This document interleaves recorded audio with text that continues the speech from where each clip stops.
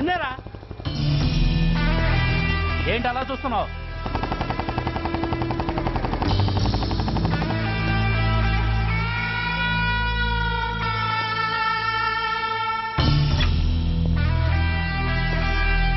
ఏంట్రా, ఏంటి మీదకి వస్తున్నావు?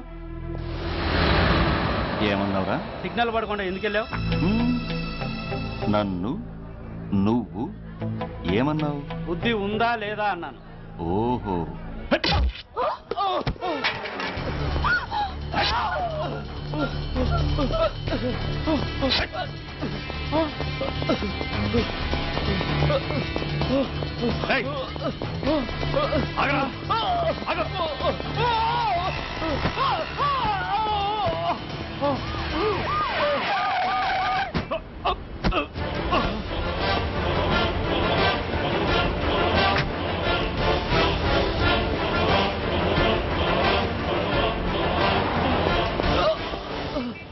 అతని హాస్పిటల్కి తీసుకెళ్ళండి. Drop the knife. కత్తి కింద పడై.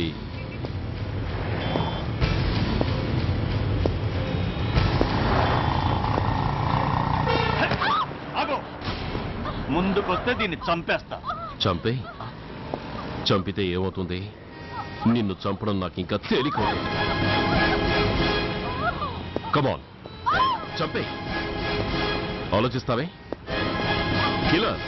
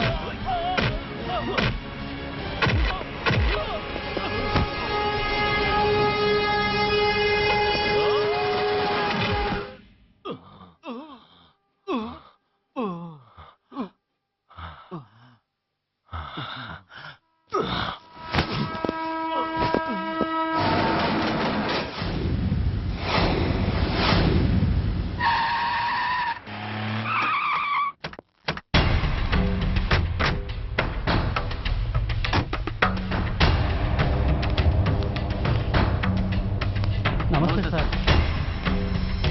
నమస్తే సార్.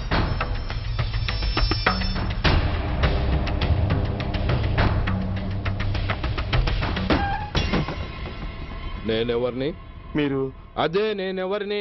మినిస్టర్ అప్పలనాయుడు గారు సార్. మరి వాడేవాడు? మీ అబ్బాయి గారు సార్.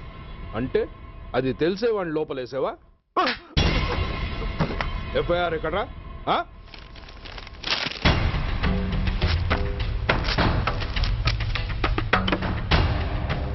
నువ్వే నా రైటర్వి? అవును సార్. ఆ? నీకెన్ని గుండెలుంటే మా వాడి మీద ఎఫ్ఐఆర్ రాస్తారా? రే సెల్ తాళాలు ఎక్కడ్రా? ఇదిగోండి సార్. నీ అబ్బా నాకిస్తారా? ఇల్లు తెరువు. అసలు ఎవడ్రా నా కొడుకుని అరెస్ట్ చేసింది? ఏసీపీ సూర్య గారు అంటున్నానా? తూ నీ అబ్బా సిగ్గు లేదురా? ఆడంగి నాయల్లా తన్నులు తినొస్తారా? నా కడుపున చెడబుట్టావు కదరా. వెళ్ళు కార్లో కూర్చో. రేయ్ అసలే అడ్డదారులు అసెంబ్లీకి వెళ్ళినోడిని. నాకు సంబంధించిన విషయంలో ఎవడన్నా అడ్డొచ్చాడో అడ్డంగా నరికేస్తా. ఆ విషయం మీ ఏసీపీ గడికి చెప్పు.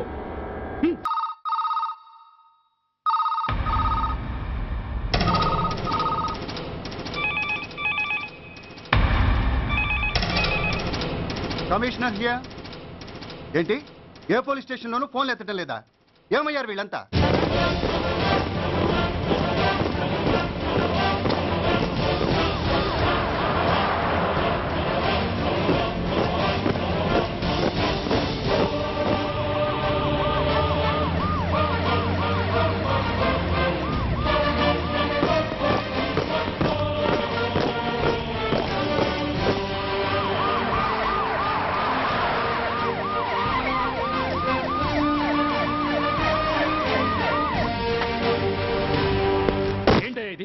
What is non sense?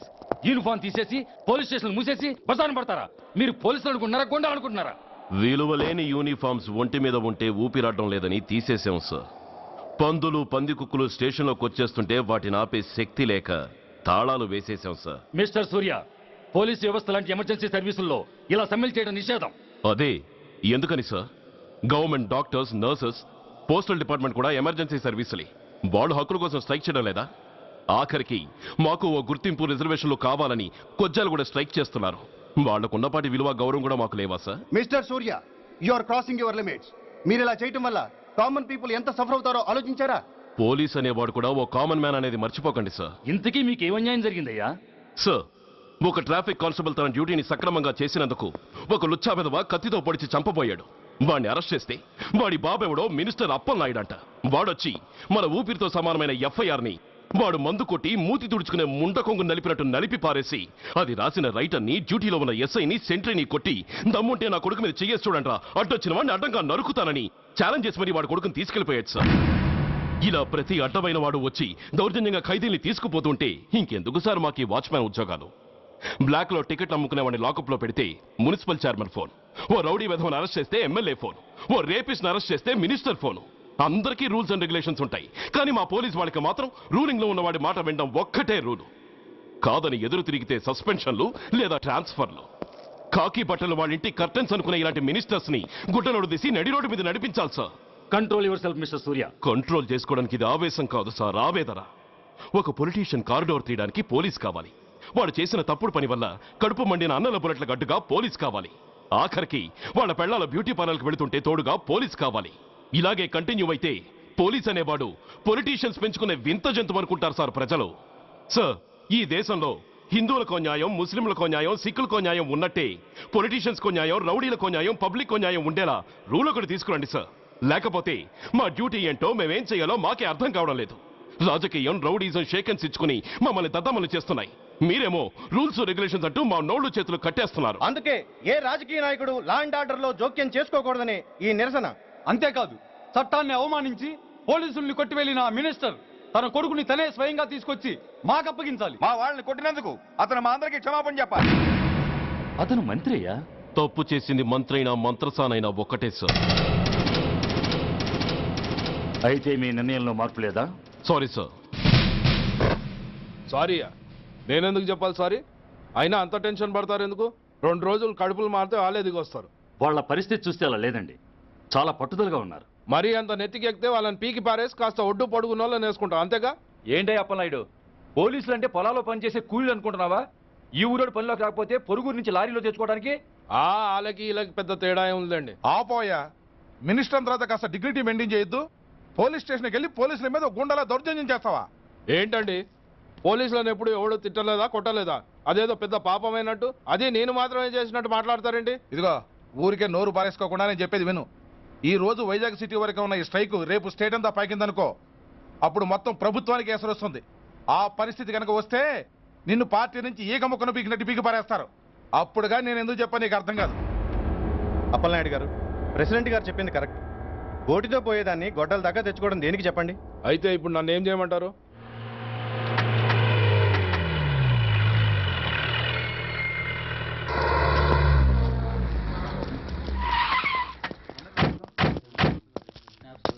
Hello, మా ఈ నిరసన పబ్లిసిటీ కోసం కాదు, మా ప్రాబ్లం సాల్వ్ చేసుకోవడం కోసమని మీకు ముందే చెప్పాను. మళ్ళీ ఎందుకు వచ్చారు? మినిస్టర్ గారు రమ్మంటే రాకుండా ఎలా ఉండగలం సార్? మినిస్టరా? ఏ మినిస్టర్? అప్పలనాయుడు గారే సార్. అదిగో అప్పలనాయుడు గారు వచ్చేసారు, పదండి.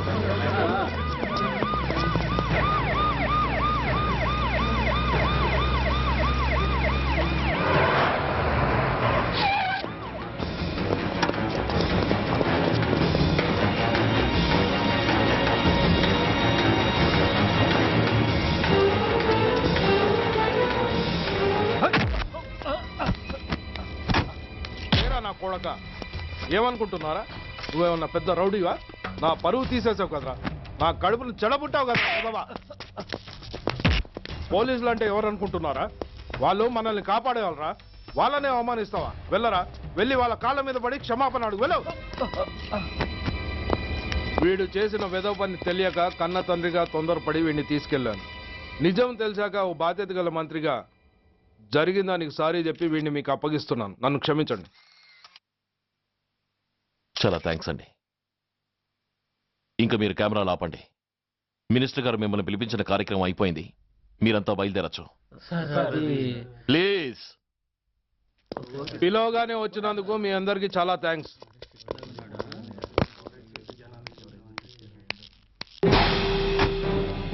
ఏంటయ్యా ఇది? ఎందుకు డోర్ మూసావు? ఏ సెక్యూరిటీ, అలా చూస్తూ నిలబడతా ఏంటి?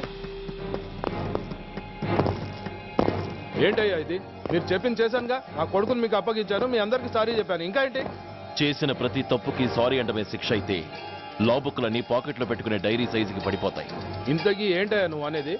మీరు మా వాళ్ళకిచ్చినవి తీసుకెళ్లిపోండి. ఒకళ్ళిచ్చిన ఉంచుకోవడం మాకు అలవాట్లేదు. నేనా? నేనేమిచ్చాను? మరీ అంత మతిమరుపు అయితే ఎలా సార్? ఓయ్, ఏంటిది? మీరు మా ఎస్ఐకి చెప్పుతో ఇచ్చారు, అతని తరఫున నేను మీకు షూతో ఇస్తున్నాను. ఏయ్, ఎంత ధైర్యం రా నీకు?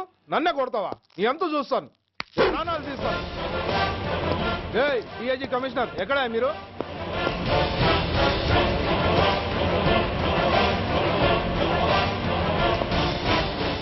ఇది మా రైటర్కి ఇచ్చింది,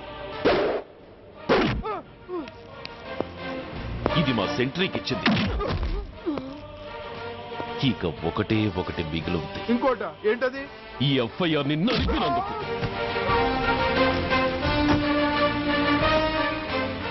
ఇక మీరు వెళ్ళండి. డ్రైవర్, వాడిని తీసుకెళ్లి లాకప్ లో పెట్టండి. ఇక మీరందరూ డ్యూటీలో జాయిన్ అవ్వచ్చు.